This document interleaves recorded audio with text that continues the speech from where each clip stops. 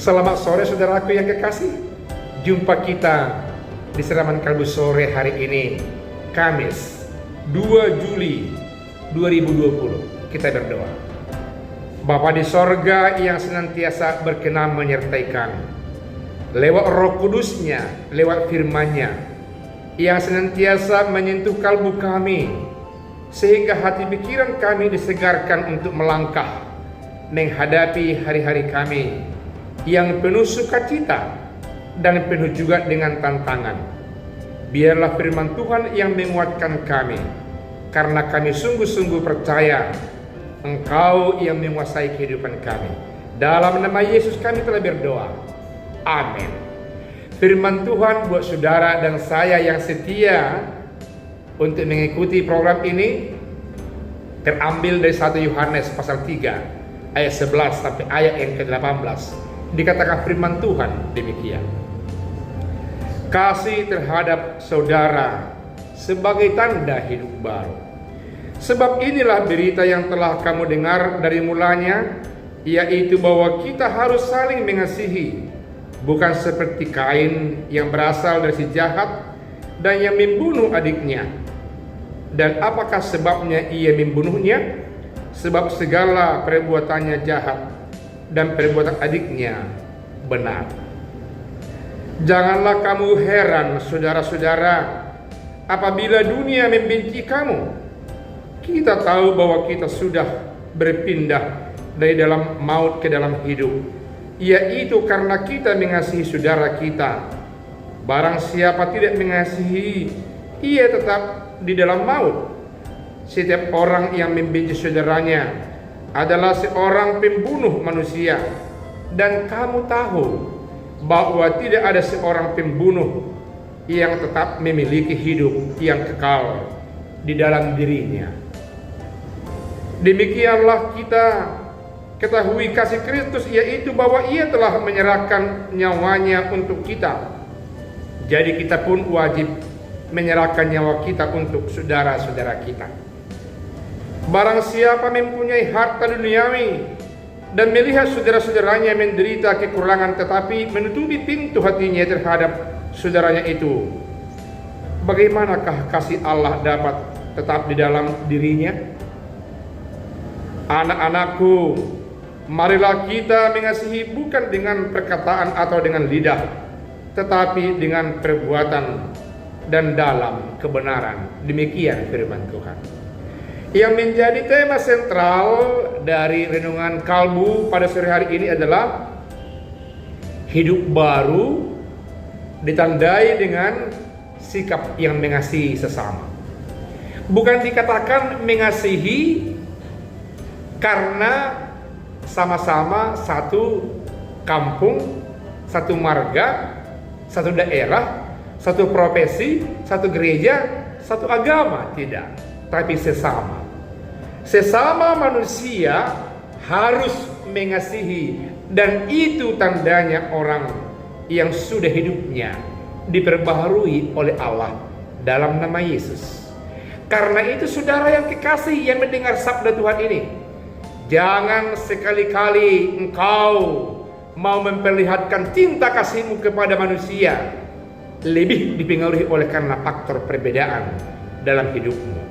Justru sebaliknya, karena berbedalah dengan orang yang lain, makanya dengan cara itulah engkau punya peluang menerjemahkan cinta kasih Kristus yang sudah berdiam di kalbumu dan dalam kehidupan, sehingga wajah Kristus jelas kelihatan dari gaya hidupmu, dari pergaulanmu, dari cara berpikirmu, dari keteduhan kalbu yang bisa dirasakan oleh orang yang ada di sekitarmu.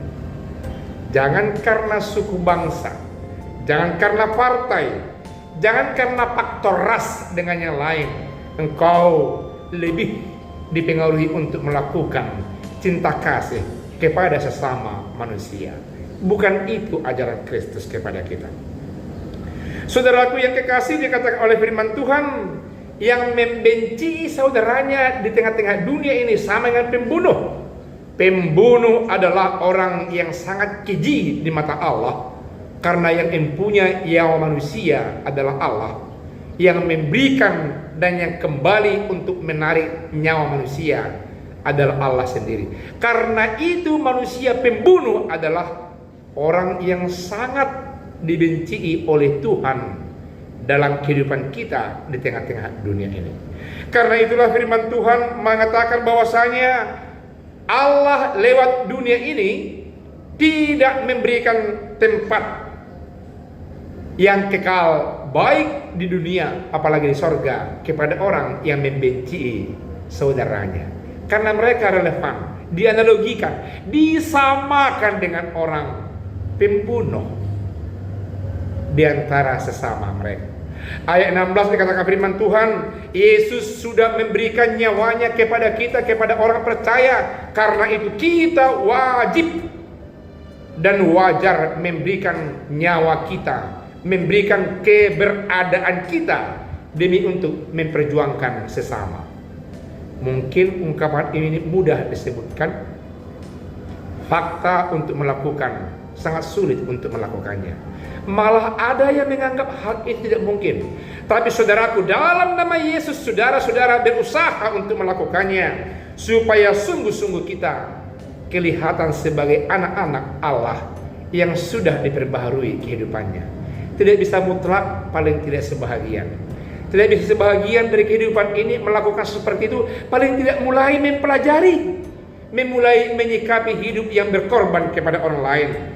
Sehingga dalam ayat yang terakhir, ayat 17 sampai ayat yang 18, dikatakan firman Tuhan, yang mengasihi saudaranya diperlihatkan bukan dengan hanya ucapan verbal, manis bicara, lembutnya intonasi kata-kata, tapi perbuatan yang menyentuh hati orang, perbuatan yang sesuai dengan orang yang membutuhkan tindak tanduk kita. Itulah perbuatan yang memperlihatkan cinta kasih kepada saudara-saudara kita. Hidupilah hari-hari yang diberikan oleh Tuhan.